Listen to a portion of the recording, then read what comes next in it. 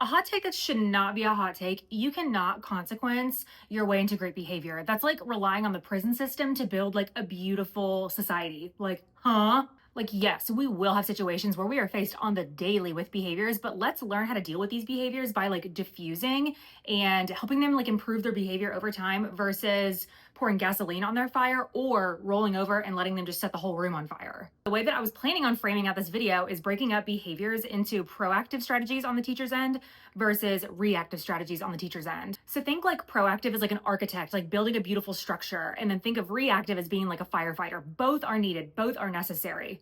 But obviously we want to spend most of our time in architect mode, not firefighter mode. But then this morning, whenever I was scrolling my own social media, I don't know if this is like an omen that I shouldn't frame it out this way. The video was like making fun of like professional development during back to school, talking about our behavior management strategies and proactive versus reactive. Reactive was like a sad face. And I was like, oh, great. Reactive is like not like a negative place to be. Like we need reactive strategies. We just don't want to spend most of our time there because it's like so draining, so exhausting. Like it's like an inefficient use of our time. It's way more efficient to like build a beautiful system proactively and like maintain behaviors than just like constantly putting out like burning infernos of behaviors. Do you know what I mean? Okay, now let's get into like a teacher misconception that I feel like a lot of us have. And I want to preface this by saying that like if you're here on this channel, then you and me obviously have the same mindset. Like we've built a community of teachers that have the same mindset. So I want this to be like a mindset shift for you guys. You don't need better consequences. You don't need better consequences. Like consequences are not where like behavior change and improvement's going to come from, which is probably your goal. Like you probably want your students to become better behaved over time, right? Consequences are not going to get you there. What's going to ultimately help a student with their behavior over time is like knowing what's expected of them and then having like the tools or support to meet those expectations. Do you know what I mean? To beat a dead horse, it's like saying like, oh my gosh, to have like less criminals, to have less crime in our society, we need like better prisons. We need like really strict prisons that are like really punitive and structured. Like that doesn't really make sense. Okay, so like I said in the introduction, we're going to talk about behaviors and like proactive strategies versus reactive strategies. And we don't want to spend a whole lot of time in proactive because we've already done a lot of work there. Go to videos 3 and videos 4 and you will find a ton of work in like proactively setting up like a really structured, efficient, high expectations classroom environment where your kids are going to be successful. So obviously that is huge.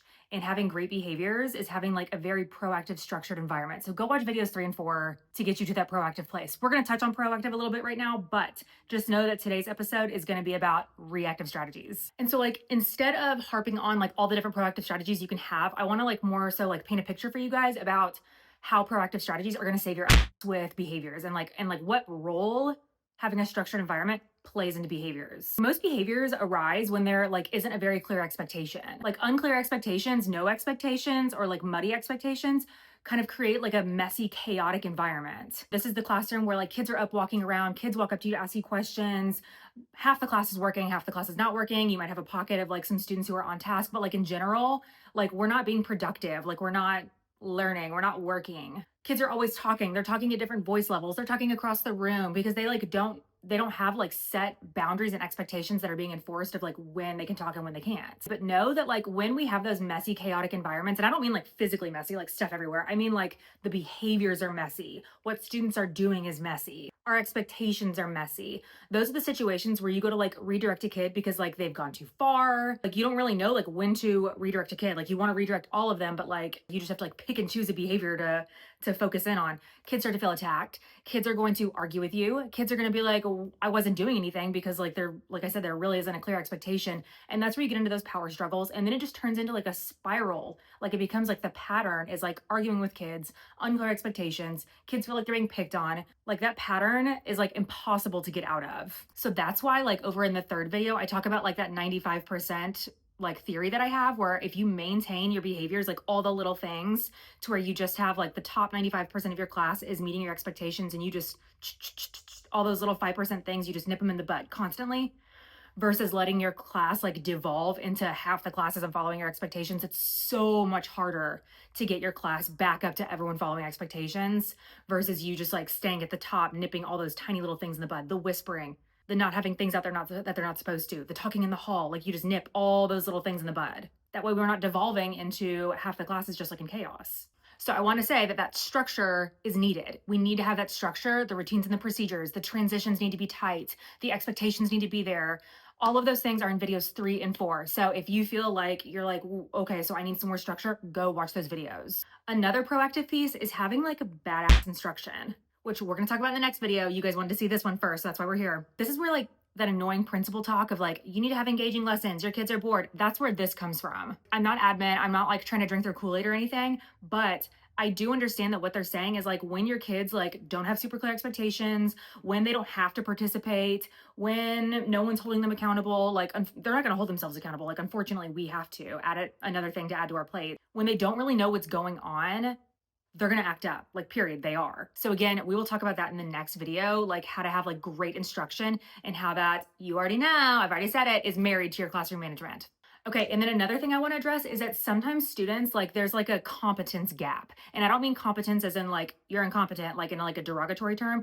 I mean competence in like they don't know what to do, or maybe they can't get there yet. So like at the beginning of the year, if you're seeing behaviors like boom, right out the gate, behaviors, usually that's a student who is having some issue like reaching your expectations. Either they don't know the expectation, like they don't literally understand what you're saying, like, well, I was able to run to my backpack before. Well, I was able to come into the classroom talking. Like, I need to be told over and over. I need to be shown. I need to practice multiple times that that's not your expectation anymore.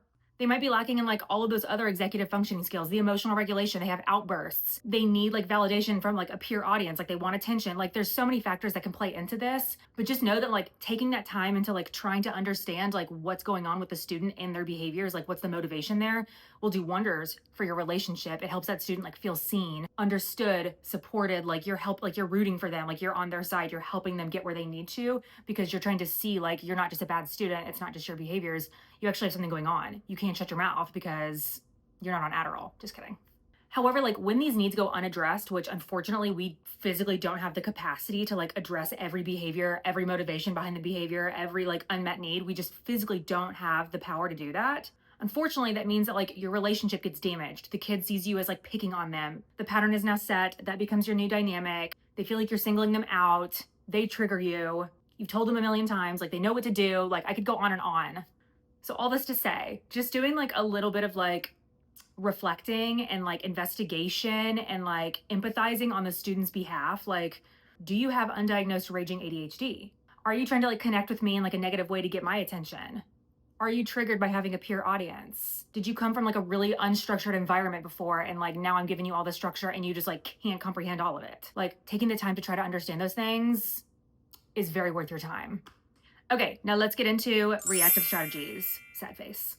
Okay, so those reactive strategies, like we have students who are acting up. They're not following our expectations. Let's start like low level. So we're gonna start with like redirecting, AKA redirecting is basically like giving a warning. You're telling a student to fix something. There's no consequence yet. This is usually for like those first time offenses, those low level behaviors, those little things that you can just like, you know, say one thing, redirect, go back, try it again. What are you supposed to be doing? Teachers always ask me like, what's like your hierarchy of like when, you know, a student gets a consequence, or when admin gets involved? Sometimes I have a hard time answering that because it really depends like on what the behavior is and like what conversation you've had. Redirection is like step one. A student comes into your room talking when that's not your expectation. A student is crawling up the slide at recess when that's not your expectation. A student is off task on their Chromebook when that's not your expectation. If it's like a first time offense, if you haven't had like a very clear conversation around it, or maybe you have had a clear conversation around it, but this is like I said, the first time it's happened, those things just need like a quick little redirection. And how you redirect is going to be like your first line of defense. Two different teachers could redirect the exact same behavior, the exact same student. They could almost say the exact same words and get a fire that starts to burn, or they can diffuse the situation and make it better for next time. We always want to redirect neutral, warm, and firm. We're not mad. We're not asking rhetorical questions. Why are you doing that? Like, you want them to answer you? No. By neutral, I mean that we're not showing that like we're freaking out or hype or angry. Like, you're just redirecting neutrally. Come here. Try that again. What are you supposed to be doing? How do we come into the classroom? Do you know why I called you back here? On top of being warm and neutral and firm, you're also going to redirect every single time. Doesn't matter the kid, doesn't matter the situation. You are going to stop that kid from climbing up the slide every single time. every kid is going to be stopped from climbing up the slide, or no one is allowed to have their scissors out during my instruction. You are going to redirect every single time. If you told students to be silent coming into your classroom, that is going to be your expectation every single time. It doesn't matter if they're whispering. It doesn't matter if they're singing or humming. It doesn't matter. You gave the expectation that your students are silent coming into your classroom. If you allow those little behaviors, you're non-verbally communicating with your students that is okay to do. Then they're all going to start doing it. And to what level do they start doing it? It's going to escalate. So like whatever little behaviors you're choosing to allow, you're okay with that being the norm the rest of the year. You're okay with 100% of your students doing that. Is that something that you're willing to commit to? Right. So that's why we have to do that tough work at the beginning of the year of maintaining that top 95%. Nipping all those little 5% things in the bud right from the jump. And you need to know this is the part where kids feel victimized or attacked or say you're picking on them. So if you've heard that before, this might be a lesson. You have to have an expectation when you redirect, and that expectation needs to already have been set. So this is situations where, like, say students are working independently and you're working with a small group, and you have a student who's clearly talking to somebody else. They're turned around, they're talking, whatever. And you say something like, so-and-so, I need you to get back to work. I wasn't doing anything. Right there, what is your expectation? And you can even ask the student that, what are you supposed to be doing right now? I wasn't even doing anything. What are you supposed to be doing right now? What are you supposed to be doing right now? Writing the sentence starter from the board onto my paper? Is that what you're doing? No. Like there it is. Like, instead of engaging with the student, instead of like going back and forth with them, I know you weren't talking, I saw you talking, but like, instead of going back and forth with them, you're asking that expectation over and over. You can't do that unless you have an expectation. A student gets up and is like out of their seat going to their backpack when they're supposed to be like seated and working. So-and-so, I need you to go have a seat. I was just getting my, so-and-so, I need you to go have a seat. I was just getting my, the expectation is that you get everything out of your backpack that you need at the beginning of the day. You have to have something to like default back to. That way there's no gray area. They don't think that you're attacking them, like, period. This is our expectation. Everyone knows it. We talked about it. I wrote it down. We practiced it. Like, they get up out of their seat and come walk up to you to ask you a question. Go have a seat. But I just needed to go have a seat. But I just needed to, what's the expectation? How do we get my attention? We raise our hand and wait when you're not talking. Exactly. Is that what you're doing? No, go sit down. Like, I'm feeling triggered. Like, all these scenarios, I'm just trying to illustrate to you that like you have to have a situation, a rule, an expectation, a procedure to default back to whenever you're redirecting a student. This is going to eliminate the stuff like, why are you talking? Those rhetorical questions, adding gasoline to the fire. The arguing with a student, you don't need to argue. Your point is like solid proof and they know it. My normal like warning or redirection is to go back, do the procedure again, try it again. Like, that's like an easy natural consequence. And it addresses that competence gap that I was talking about. There's no question on if the student knows what the expectation is because they're going back and they're doing it again. They're showing you that they know what to do. So now next time, there's no confusion. I know that you know what to do because you just showed me. Another benefit of like asking them what the expectation is, reminding them of that expectation, if they tell you what the expectation is, again, that closes that competence gap. There's no question between you and them. The student knows that they know what the expectation is. They can't play dumb. They can't say that they didn't know. They can't say, oh, no, you just told me I'm supposed to come into your classroom silently. Right. So that means you chose not to. Let's talk about a consequence. Okay, so like diverging for just a second, talking about consequences. So not moving from like redirection, they don't comply, then you give a consequence. Sometimes you need to give a consequence the first time. They don't need a warning. Sometimes you do need to jump right to a consequence. And those are situations that 100% without a doubt, they should not be doing those things. These are times that you need to act swiftly. You need to not draw attention. It needs to be point blank period. Meeting your expectations or not, they get their consequence and it's done. So maybe the situation was something like you gave them this expectation right before, and then they broke that expectation. Something like, okay, we're going to go work on this quiz independently. I should not hear anyone's voices. If you are talking during this time, you will get a note in your calendar and you're going to have to come sit by me. Like, you gave a very clear expectation. If they chose to break that expectation when you just gave it, like, boom, they don't need a redirection. They don't need a warning. Like, they get their consequence. Or maybe it's something like punching their friend in the hallway when you guys are like walking in line to specials. We don't need a warning there. You know not to punch your friend. Like, those are situations where you need to give a consequence immediately, swiftly, which means that like you're not making a big deal of it. You deliver your consequence and then you're moving on. You want to make sure that you follow through every single time. And whenever I say follow through, I mean that you're not giving empty threats.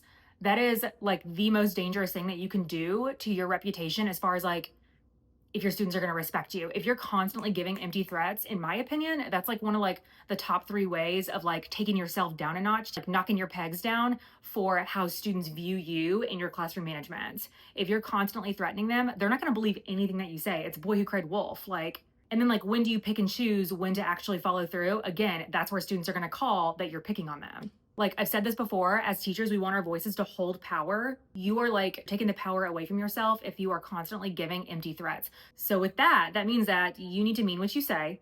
Like don't pop off and then be like, I was a little bit too harsh there. And don't chicken out. So if you don't want to call that parent, like tough, pick up the phone and call the parent. You feel bad later and you don't want to write a note in their calendar, you don't want to deal with the parent, like tough, write the note in the calendar. Like you need to follow through. You need to stand 10 toes down on whatever expectation, whatever consequence you said you were going to give. With that, in our next step of like reacting to behaviors, you always need to have a plan for what they're going to do if they don't comply. You walk up to a student and you're like, give me your scissors. You shouldn't have scissors out. What are you going to do if they don't hand them over? We're not grabbing those scissors, right? Because that's inviting a power struggle. What are you going to do if they don't let go? And sometimes that takes like some thinking. So you walk up to a student and you're like, give me your scissors. Like you panic because they're like not going to give you the scissors. You've got students watching you, so you don't want to look like an idiot in front of them. This is where I had to learn the lesson of like, I'm going to have to be okay with walking away without those scissors. I'm just going to have to deliver a consequence and know that I lost this battle, but we are going to follow up on this. This is something that you'll like get better at with time and like experience, but sometimes you don't have to react like in that very moment. Take a beat, take a breath, be calm when you act. And I don't want to be like contradicting myself here because I know just a second ago I said like you need to act right away. I meant right away like in that same moment, not like at the end of the day. Do you know what I mean? But like when a behavior is happening, unless it's like dangerous, sometimes you need to breathe for a second, like think about what you're about to do, get yourself calm, because we're a mirror. We don't want to like go in like hot with our kids whenever we're trying to calm them down. So like get yourself together, get yourself calm, take a breath, think about what you're going to do if the student chooses not to comply whenever you go over there. Like that's what I mean by like taking a second. Do you know what I mean? My go-to is a choice. So if I go over there and I say like, give me those scissors, put those scissors in my hand, and I'm like thinking about what I'm going to do if they tell me no, or if they just like sit there and like don't hand them over, or maybe they like jab them point side down into my hand. I'm thinking about what am I going to do if they tell me no. My go-to is usually a choice. So it's something like, okay, you can put the scissors in my hand, like, by the time I count to 5, or you're going to get a note in your calendar and you're going to have to, have lunch detention. I might follow it up with like some reasoning depending on the situation. It might be something like, we don't need our scissors out right now. Right now we need our pencil and our textbook. I see that you're behind because you're off task. Give me the scissors. Okay, you have 5 seconds to give me the scissors or you're going to have lunch detention and a note letting mom know in your calendar. Okay, like I'm not going to react. I'm not going to snowball the situation. It's going to be like, all right, you made your choice and I'm going to leave. Now, like side note for like legal measures, if they have their scissors and you're like, okay, they want to stab somebody. Okay, they're going to break them off into a shank. Call admin. But like, I'm not calling admin because they didn't comply with me. I'm calling admin because it's like a safety thing.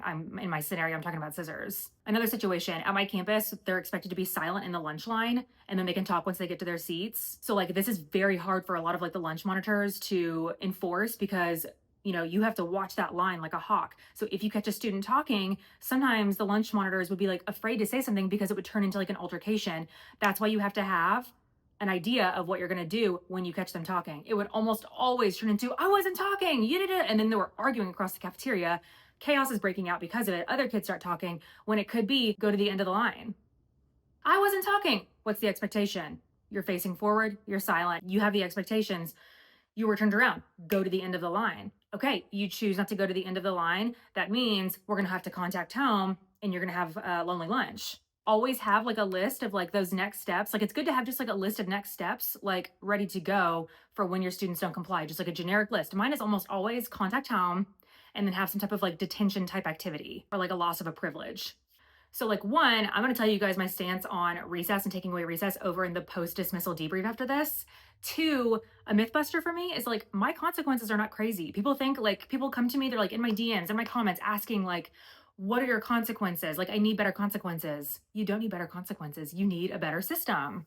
Like they say like, I need to find consequences that my kids care about. I think what they mean when they say that is like, I need consequences that are going to make their behavior better over time. I need consequences that are going to like mitigate these behaviors. Our hands are tied as teachers. Like these days, kids do not fear authority. Kids are not afraid of authority. Like when I was in school, all I needed was a look and I was back on track. I would go home and write about it in my diary if I got that look. Like, I was terrified of authority. Today, they're not afraid of us. Like, there's no consequence that we can give that's going to have them like crying and begging for mercy. Like, we've got to let go of that notion. Like, in general human nature, kids are going to want to do better. They're going to want to feel successful. They're going to want to please you. Whether or not they're showing you that in that moment, that's just human nature in general. So like my message here is that like if we give them things that are going to help them do better, they're probably going to take that opportunity. Most likely they're going to want to do better. They're going to take that opportunity that you're giving them to improve their behavior. Instead of better consequences, my formula is expectations, structure, a relationship with them, showing them that I care about them and I want them to succeed. I want them to feel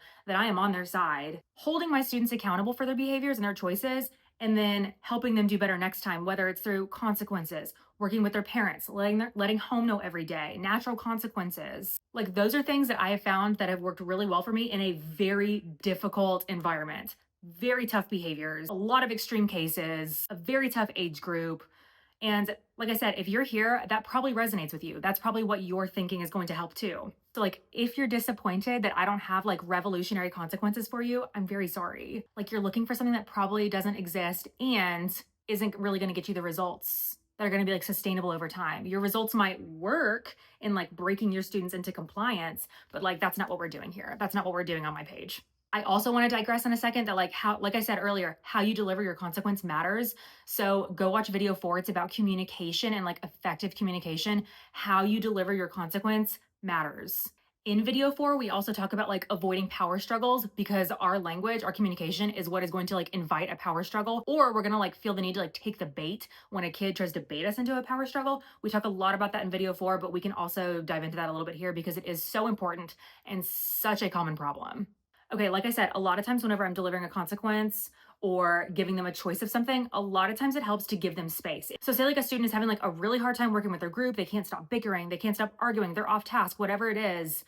My redirection might come in that form of like a choice of like, okay, come sit over here with me, or you're gonna stay and be able to work with your group with no more issues moving forward. I don't wanna hear anything.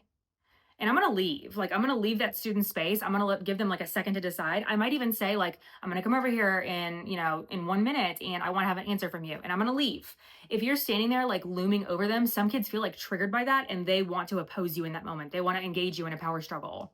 You already know that I'm going to say, better make sure that you come follow up. Okay, what's your choice? I'm going to stay and work with my group. Okay, I don't want to hear anything. And if we have any more issues, then you're saying it's okay that we're going to be writing a note in your calendar to let home know, and you're going to have to finish this work at lunch detention. Do you understand? All right. And then move on. Like, we're not harping on it. We're not mad at them. Like, we're letting them believe that like they can do a good job. That lunch line scenario, I'm going to give my choices. One of them is going to be a consequence. Like one of the options is a consequence. And then I'm going to leave. I'm going to leave that situation. I'm going to need you to go to the end of that lunch line or you're going to have silent lunch. And then I'm going to leave. I'm going to leave the situation. I'm not going to stand there looming over them because that, again, they're going to feel like they want to oppose me. They want to like, they want to show me that they're not like bending to my power or whatever it is. Most likely they're going to move to the end of that line whenever my back is turned. And that's fine. I'm going to turn around. I'm going to check. I'm going to give them like a thumbs up and we're going to move on. But like it would not go down that easily. It would not diffuse like that if I was standing there saying like, go to the end of the line. Like that's a situation where I'm adding gasoline to the fire instead of like trying to diffuse it. You have a situation where a student wants to argue with you. Come sit with me. I wasn't even doing anything. Come sit with me. But he was the one who was, come sit with me and we can talk about what's going on. Come on. They might be over there arguing. I gave my direction very clear to come sit with me and I'm going to go back to what I was doing. The situation might go like, I gave a decent amount of time, a small amount of time. They either came and sat with me or I'm going to get up and go over there because I probably don't want to draw attention. And I'm going to say, okay, I can either let, home know that you're refusing to follow my directions and you're not getting along with your group, or you can come sit over here with me. We can figure it out and the problem solved. They want to try to get the last word in. I'm not going to take that bait. I repeated my expectation. I repeated my directive. It escalated. I gave them a choice of either complying basically, or they have a consequence.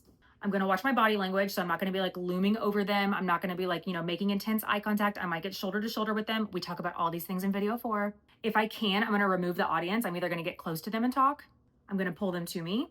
I'm going to be calm. I'm going to be chill. If I need to, I'm going to take a breath before reacting. All those things are going to help me avoid a power struggle with the student. So things are either going to de-escalate there, like you've done a great job, you avoided another power struggle, you avoided an explosive moment, or we have a student who's going to explode. They have some, behavioral disruption. They're yelling across the classroom. They flip their desk over.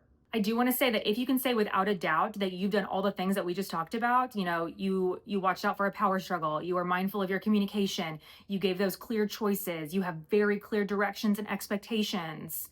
There's no gray area or wiggle room on what your expectations are.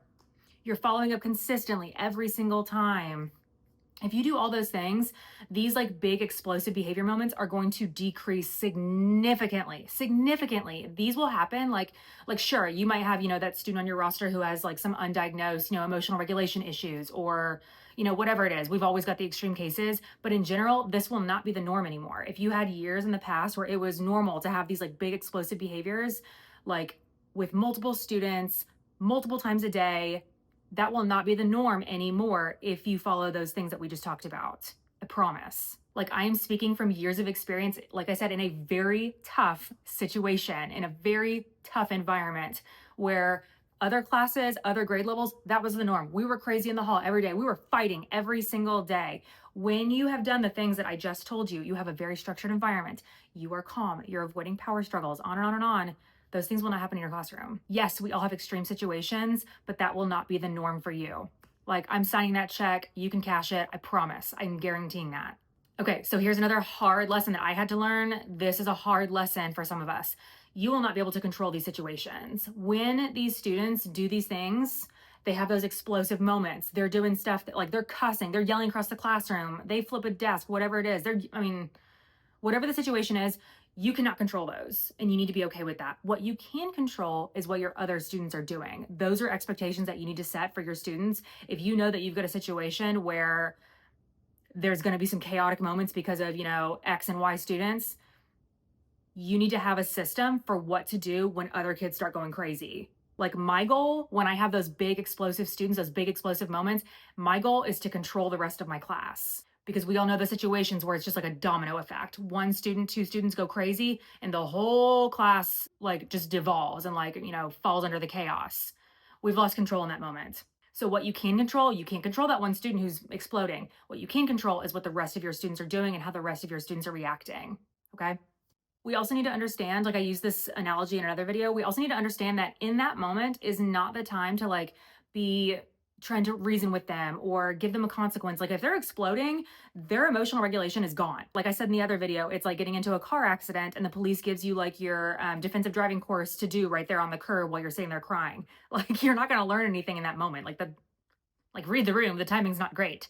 And with that tough lesson that I said that we need to learn about, you cannot control these situations, any attempt that you have to show that you are in charge, you can control this student, you can get this student to comply in that moment, is going to have you standing there looking ridiculous. It's going to have you standing there looking ridiculous in your other students' eyes, okay? You can show your class, your other students, that you are a calm, respectable adult that's in charge by not reacting, not engaging. Maybe you restated your expectation very calmly in the beginning and then something happens. You're following through on that consequence, you're being fair, and you're taking the next steps calmly when you need to. When I have a student who's having one of those explosive moments, my goals are to isolate my class, either get everybody on task doing something, talk to your table groups about X, or everyone is working on those questions on your front page, or I'm being firm about my expectations for the rest of my class. We're not looking over here. We're not dealing, this is not y'all's business. Y'all are worried about that. I'm gonna come around and check those pages in just a minute. You're setting the expectation that this is not their business. Working on their work is their business. Being on task is their business. When I'm engaging with the student, if I have to, if there are moments that I have to engage with the student, I'm literally moving slower. I'm literally talking slower. I'm talking very minimally, and my voice is also low. We want to add as little as possible to the situation. Now let's talk about the whole group issue. You have your whole group, your whole class is just out of control for a second. Usually what this looks like is talking. So y'all already know what I'm going to say. We need the structure. Are your students allowed to sit wherever? Make a seating chart. Are your students allowed to talk during independent work? They can't handle it? Make them be silent. We'll talk about what to do if they choose to talk during that time. You have to repeat yourself 27 times to get them silent.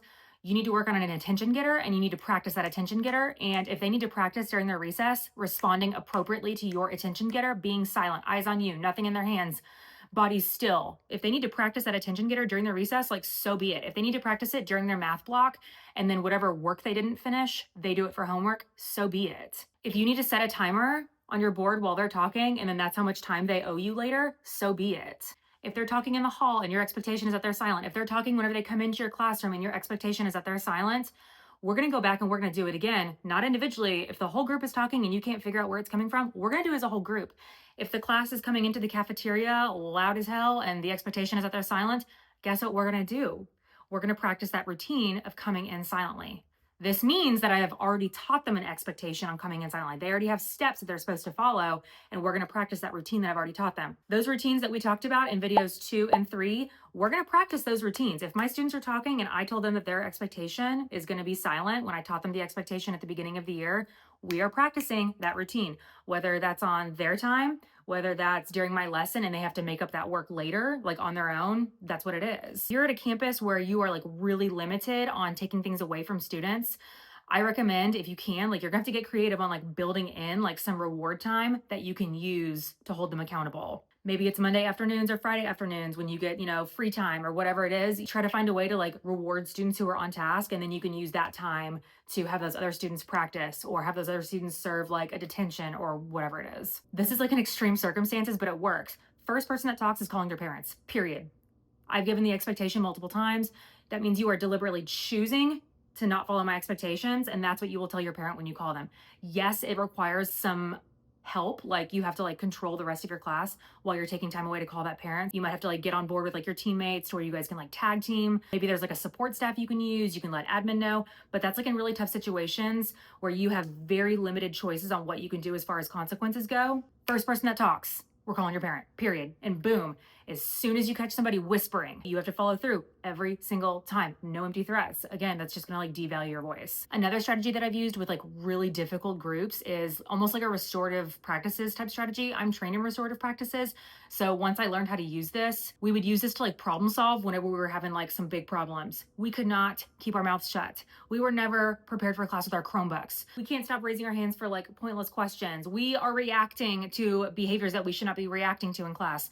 I'll bring us together. Usually mine's during morning meeting, but like, we can sit at our desks. It's like, we treat it like a lesson. And I'm like, okay, we have this problem. We have this problem of blah. I want you guys to think for a second, write on these sticky notes, talk to a partner, show me a thumb. I'm going to draw a random stick. I want you to have an answer for, why is this a problem? How is this affecting our class? Write those things down. Those things that they're sharing, write them down on a chart, write them down on the board, whatever it is. I want you guys at your table groups to problem solve. I want you to brainstorm a list on your own of things that we can do instead. I want you guys to talk to a partner about what are some solutions? What should we do instead? What's the expectation? Generate like a big long list of, it's basically success criteria, things they need to do to fix this problem. Like, how do we know that we have fixed it? How do we know that we are coming into class the way that Ms. Phillips expects? How do we know that our talking is not interrupting our lesson? How do we know when we're not raising our hands for stupid questions? And then that becomes like the criteria that you have to follow to either have a consequence or meet a goal. So one year I did one that was like, if we can go a week without a pair of broken earbuds, you guys will get 15 minutes of Chromebook free time on Friday. And then anytime someone came to me with broken class set of earbuds, they would get a tally mark, 5 tally marks, and no reward. Can we go a week with everyone's Chromebooks being charged? That one I had to take it down to 3 days. We couldn't make it a week for like 3 weeks in a row. So we had to take it down to three days. 3 days of everyone's Chromebooks being charged.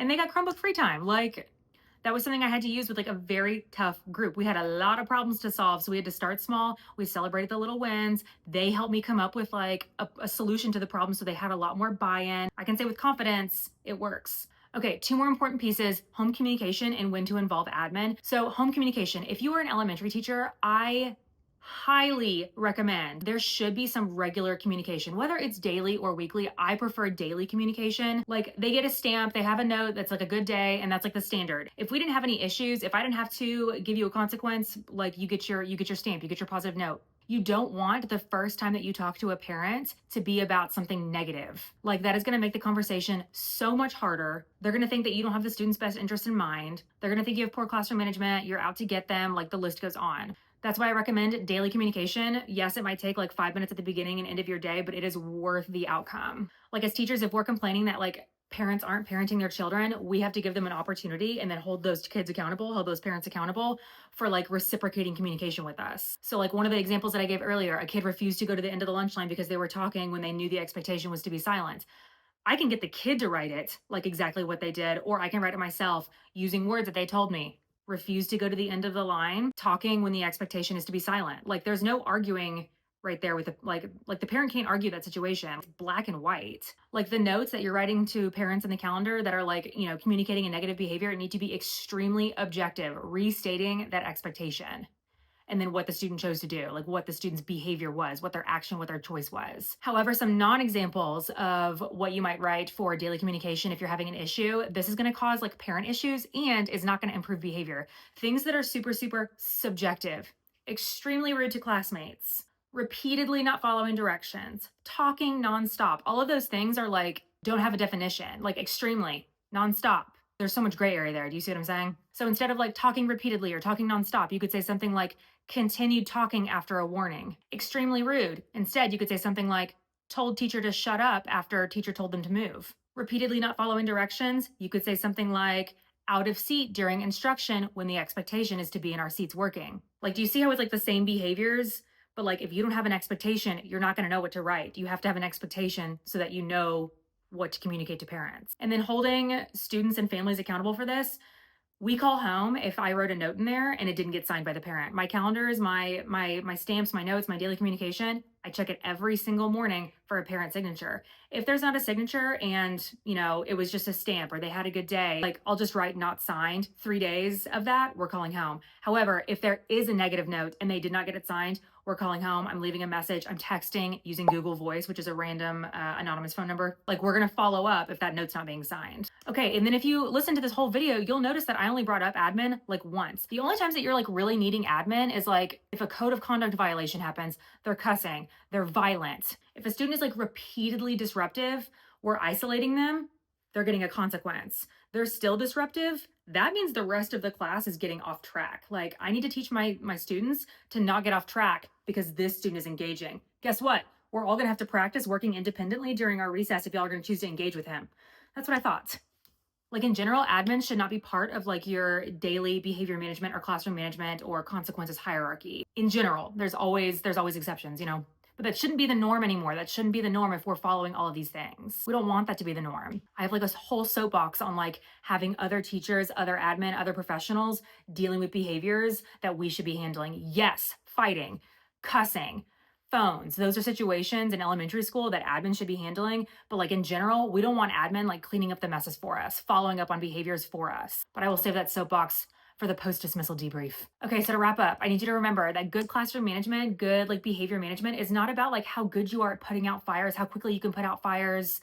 It's about creating an environment where the fires don't happen. And like I said, if you're here, that probably resonates with you, that probably speaks to you, that's something that you feel like you're ready to take on and get on board with. So I hope this video really helps you with that. Next time we are talking about instruction because like I said, you already know they're married and classroom management is going to go so much better when your instruction is good, okay? So like I said, I'm going to hop on over to the post-dismissal debrief and I'm going to share my stance on recess. I'm also going to share 3 situations that had me like choking, like deer in the headlights, like not knowing what to do as far as like behavior goes, like behaviors that had me like speechless and like frozen. And then what I actually wound up doing. Like it's just teacher things. We're just yapping over there. Like after, dismissal is over and we all go in someone's room and we close the door and we turn off the lights and we just like debrief about the day. That's what's happening over there. So I hope you guys join us and I will see you all next time.